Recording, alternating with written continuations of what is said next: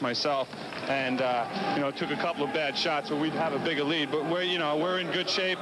We're not in too much foul trouble, so we're just going to go out and put the pressure on them in the second half and hope we can get this one out of the bag. Mickey, 5 points is not going to be enough to get complacent with this ball club right now. No, it's not. We've got to come out, play good defense, and get back into teamwork. It's a little bit too much individuals going on our team, especially by me. So we get everybody back involved, and we should be able to take it. Okay, thanks very much. Good luck in the second half. You've been playing super. He hands off to Fox. 4-point ball game. Huskies up 68-64. 9 minutes showing on the clock as Fox looks for the open shot. He's got it. Victoria that time really changed their defenses. Hasn't really managed to get loose for one of those slam dunks from this contest so far. Watch the way Victoria, not that it's very effective, but Victoria just keeps passing people on and trying to guard Mickey Fox. Everybody takes a chance on him. Mickey Fox with 33 points in this ball game now. Excellent play. 6'7" Ronnie Dalsutti, top scorer in the game for Victoria with 18. Fox misses from 20 feet. We ought to put that shot on tape. That was one of Fox missing. I don't think we'll see many of them. We haven't seen many of them up till now. St. Mary's players are jumping up and down. They're all happy. They feel they've won the ball game. They will not put anybody underneath the basket on the rebound because they don't want to foul. There's no advantage to them to have rebounds. Plus, I don't think that they're worried about Mickey missing.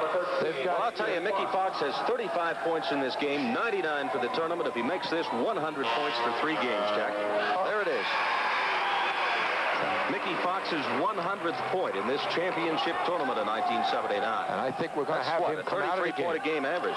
I think this is a very nice gesture. I hope he makes this. I think Brian Heaney's going to take him out, make the substitution, let the fans give him a little hand.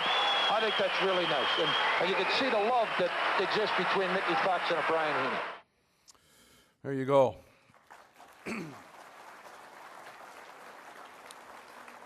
Mickey was the MVP again with 100 points, make that 101 in the 3 games. The first time a player was named MVP in the national tourney twice. He was also an AUS All-Star 4 times and was the first player to be named All-Canadian 4 times. Only 8 others have done it since. He was drafted twice by NBA teams, Detroit in 75, Portland in 79. The Trailblazers took Mickey in the 3rd round, the 56th player chosen that year, and he was the Blazers' final cut at camp. In his CIS career, he averaged 22 points per game, but 30-point games were the norm in the big games for Mickey. In years before, the 3-point line would have expanded those totals without question.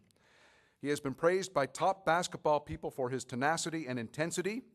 Everybody knows he could shoot and probably could still knock down jumpers in the AUS with regularity today. It was just that he was so sensational offensively, people missed the fact that he got the job done on the defensive end of the floor as well. Especially if he had an opportunity to steal the ball, go to the length of the floor and score, he'd put a little extra effort in on that defensive opportunity.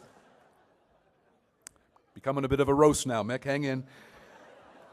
People, however, remember his shooting. People like Steve Konchowski, who's nearing his 40th year coaching at St. FX. He says Fox is, quote, up there in the top 5 of players I've seen, and in his heyday probably was the best. Former NBA player and now Raptors commentator Leo Rautins once said, Mickey is the best pure shooter that I have ever seen. And here's Brian Heaney with the last word. He knew he was one of the best players at his position, probably worldwide. Mick was drafted by the NBA on 2 occasions. He almost made both of those clubs. And I think when he came back, he had that poise and that self-confidence of not having to exhibit any bravado, but he knew he was one of the best players on the planet. One of the greats to play basketball in Nova Scotia. Give him the ball anywhere on the court, watch him shoot and ring up 2, now 3. Foul him, know that he's going to make the free throws. He was automatic, an all-star everywhere he played, and even after playing, he stayed in Halifax to teach, to raise a family, coach, run clinics, and be a great mentor and give back to the community. Mickey Fox, our newest inductee to the Nova Scotia Sport Hall of Fame. Stand up, yeah.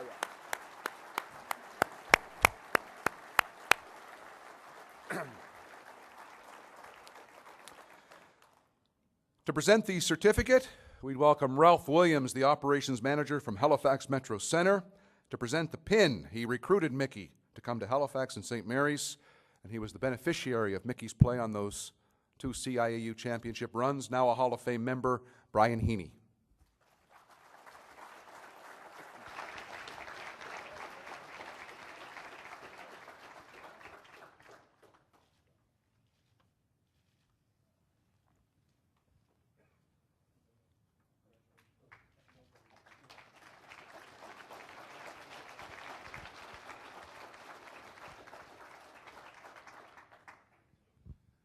All right. First of all, anybody who knows you well knows that that is not your suit. Thank God I got a son, 6'3". Right. No. Actually, I don't know if Roscoe is in, but one of the first calls I got when I got inducted into the Hall of Fame was Ross McNeil, who people know who owns Duggars, and called up and said, "Come on down and get a complimentary tie. I want you looking good on the night of your induction." And I called him back and I said, "Ross, thank you very much, but I couldn't because that tie would be worth more than my whole wardrobe." So I wasn't going there. No, you're a good man. You're a good man. The mentality, Mick, and it was hinted at there by Donahue and by Brian, the mentality of a guy that, you know, if you miss one, you're still going to come down and shoot the next one. Where do you think that developed? Before that, what about the shorts? You know, I was thinking of wearing them tonight. Did I look good in those shorts? You know what? Am I right? He looks exactly the same. 1979, it's incredible. You'd fit in them, I'll tell you. I think the attitude, and I think of all great shooters and great players, is that, you know, you miss when you have to forget about it. You know, I know coaches out there will cringe when I say this, but I teach kids today when, you know, coaches say when you take a shot, follow your shot. Well, my attitude is, why are you following your shot? If you're taking a shot, you're going to hit it. Why? I used to shoot and run back and play defense. I only had to play half the court that way. So, you know. Gus Fahey, don't listen to any of that, okay? This guy's a bit unique. What about Mick? Gallinaw came here and he stayed. Peter Halpin came here. He stayed. You came here from New York City, and I know you love New York City, but you stayed and you got your Canadian citizenship on top of that. What about, yeah. What about Canada in general and Halifax in particular drew you here? Well, you know, there's no question about it. I think, you know, you look at it today, and you know, here I am at the induction ceremony, and look at the people. I mean, you know, they came out to honor us, the athletes tonight. It's just something, you know, from '71 on, I just was turned on basically by the people, the fans that I met, and just the generosity, and people accepted me. And I was an 18-year-old kid that came here, and you know, I had no dreams of being inducted into the Hall of Fame. I just was fortunate to play with people like John Gallinaw and being coached by Coach Brian Heaney, and just so many great people that I've met over the years. And then it's just made it. It's a place that, you know, I call it the San Diego of the North. It's just a beautiful coastline. It's a beautiful, but it's the people. It's the people that make it, you know, what something special. You know, I was fortunate enough to play in the '70s when basketball just took off, and you know, the rivalries and the great games we had with Acadia. It's hard for me to stand on the stage with so many Acadia people in the crowd, and it's you know, my kids down there and, you know, everything else, but it really is all about the people. The rivalry still lingers. Just real quick, what does it mean to you? You mentioned your boy, and you're wearing his suit. He's playing with Acadia. Shirt as well. The shirt, okay, yeah. He was Rookie of the Year last year in the league. Your daughter has played university basketball. You have another daughter who probably is on her way as well. What does it mean to you to see that next generation of Foxes come up and follow in your footsteps? Oh, there's no question about it. It's great. I'm lucky I have a great wife that puts up with the four of us, right? But no, it's something special. It's obviously, you know, you're proud of your son, you're proud of your daughters, and you're proud of your kids.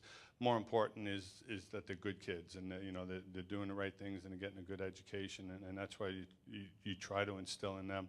But it means so much that you know, that not only that they're taking up basketball. My daughter's a soccer player, both of them are. So it's just proud to, you know, to see your kids like everybody else. You know what? My dad's here tonight, and when I was growing up, he'll back me up on this. I had 3 heroes in sports: Guy Lafleur, Carl Yastrzemski, and Mickey Fox. And when I met you, I'm proud to say, better guy than a player. And I mean it from my bottom of my heart, so congratulations, buddy. This is great stuff. Thank you so much.